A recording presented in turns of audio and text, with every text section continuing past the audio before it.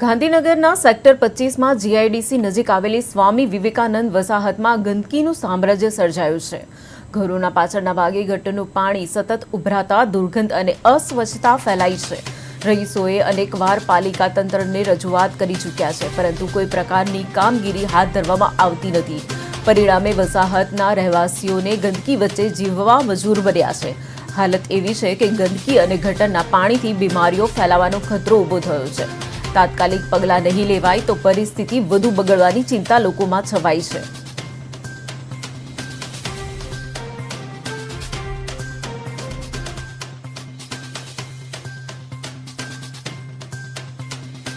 હવે અહીંયા તમે જુઓ તો બધું કચરો બચરાનો તો નિકાલ કરી નાખ્યો હમણાં મ્યુનિસિપલવાળાએ, પણ આ જે ગટરની સમસ્યા છે 2-3 મહિનાથી એવી ને એવી છે। આમાં પોતાની બારી સુદ્ધા ઊંધી ખોલી શકતા નહીં 2-3 મહિનાથી। હવે ગટરનું આટલું કરી આલે તો મહેરબાની।